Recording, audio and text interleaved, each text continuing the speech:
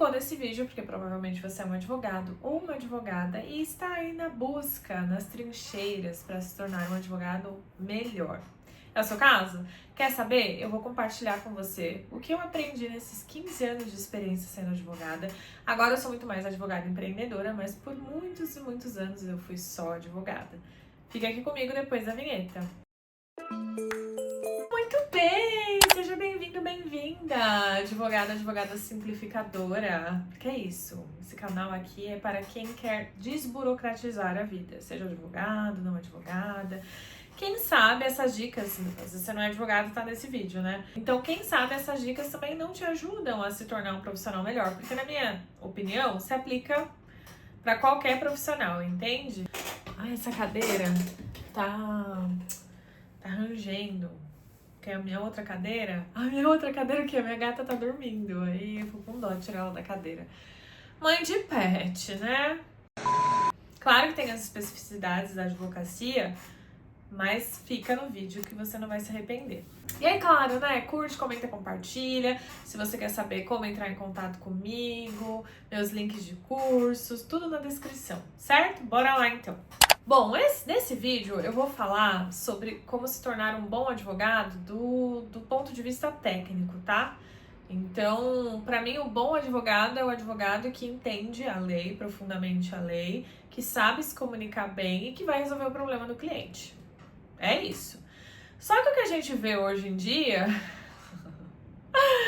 não é bem isso, não é, meus amores? Assim, eu já nem sei mais quantos advogados, milhões de advogados existem, eu já nem sei mais quantas faculdades existem. E eu vejo o nível dos profissionais do direito pelas pessoas que já passaram pelo meu escritório. Assim, o negócio é alarmante, é alarmante. Hoje, a estrutura do meu escritório é muito mais um copia e cola. Não é que as pessoas não pensam, as pessoas pensam. Mas eu fiz toda a parte de pensar ali, criei modelo de absolutamente tudo que vocês imaginarem, né? Então, o juiz interferiu alguma coisa, mandado de segurança, tem modelo.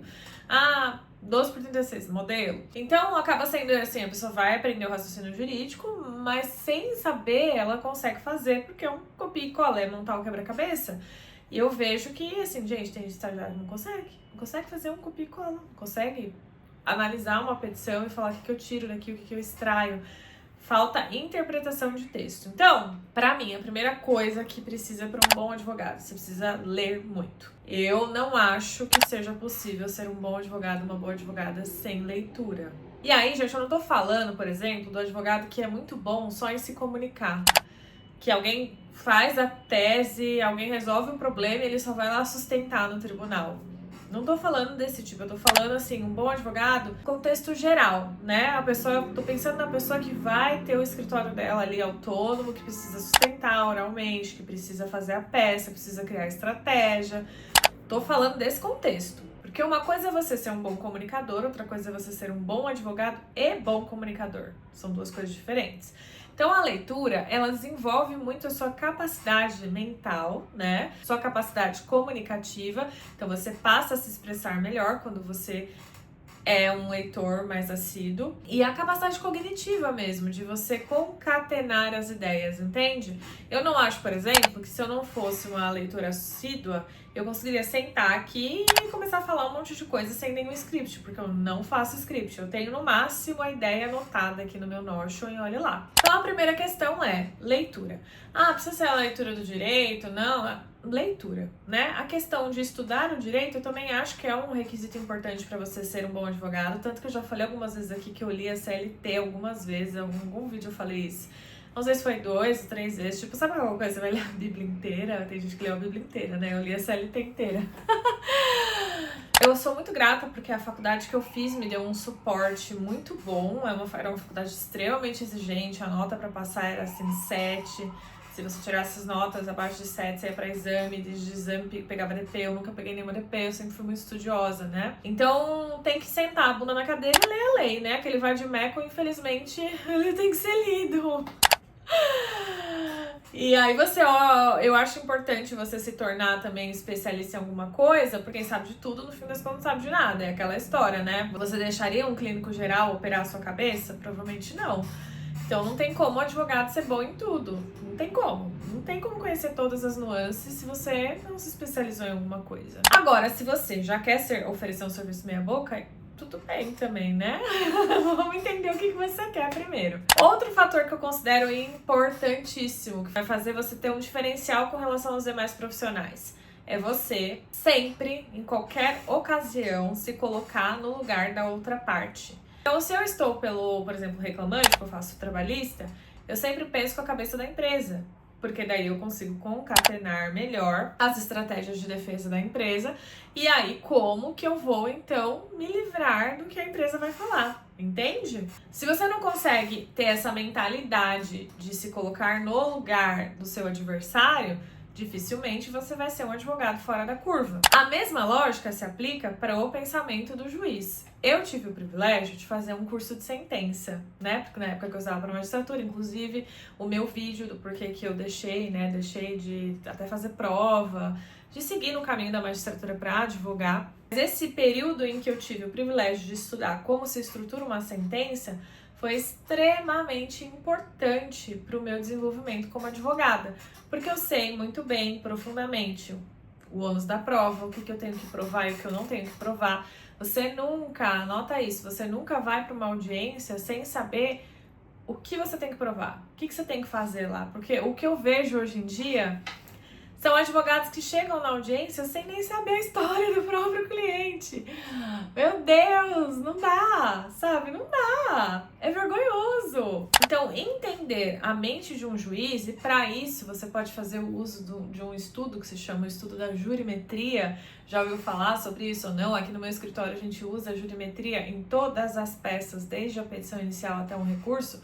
Que é isso, você estudar exatamente como os juízes têm se posicionado, o que aquele juiz pensa, ele é pró-empresa, ele é pró-empregado, né? Estou falando aqui porque eu faço a advocacia trabalhista, mas você adequa para a sua área. Então é muitíssimo importante para que você seja um profissional diferenciado, que você entenda o comportamento tanto do seu adversário quanto dos juízes, né? O advogado, ele pega tudo que está assim jogado no ar e condensa. Essa é a função do advogado. Faz o trabalho do servidor público, o bom advogado vai lá e faz o trabalho do juiz, o bom advogado faz o trabalho da empresa, entende? Então, por exemplo, aqui no meu escritório a gente faz, hoje eu tenho uma equipe para fazer, mas eu fiz por muito tempo, né, eu sozinha, eu que desenvolvi, enfim, todo esse método e tal, de você, de fato, analisar a situação do processo, os documentos do processo, não é sentar lá e fazer uma petição genérica, sabe? Qual é o intuito de uma coisa genérica? O que o genérico traz de benefício para o seu cliente? Nada. Então, sei lá, pra mim, eu prefiro nem advogar se for desse jeito. Porque, de novo, nós não estamos falando aqui de empreendedorismo, né? De alta escala. Nós estamos falando de ser um advogado bom. Daí você tem que entender o que você quer também. Outro fator extremamente importante, que eu acho que assim, não tem como ser um bom advogado se você não for uma pessoa diligente, uma pessoa organizada. O advogado, ele lida com prazos. Se ele perder um prazo, ele prejudica o cliente dele. Então, filhos, pode ter TDAH, pode ter o que for. Dá um jeito de se organizar, nem que você tiver que colar as coisas na parede da sua casa. Não existe possibilidade de ser um bom advogado sem organização. O advogado, ele precisa escrever bem, né? Claro, óbvio, que daí tá atrelado àquilo que eu falei da leitura. Mas é mais importante você protocolar o prazo do que elaborar um prazo super bem feito e perder o prazo, né? Não protocolar ou não aparecer na audiência. Então, organização por meio de papel, por meio de tecnologia, não importa. O importante é você ser diligente e responsável. De advogados irresponsáveis o mundo está cheio, então faça a diferença na vida dessa pessoa que resolveu colocar o problema dela nas suas mãos. Olha, gente, a responsabilidade do advogado, ela é muito, muito, muito grande. Eu falo isso para os meus estagiários. Você tá naquele momento representando alguém, você está falando por alguém.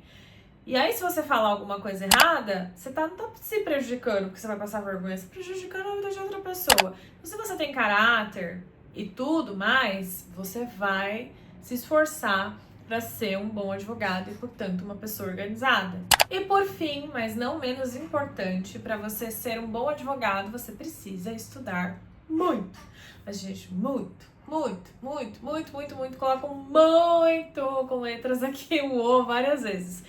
Não tem como ser um bom advogado. Você pode ser advogado, mas bom advogado sem estudar a lei, sem conhecer profundamente os problemas das pessoas que você defende, não tem como, não existe essa possibilidade. Então até hoje um pouco menos, porque o meu foco é o empreendedorismo, né?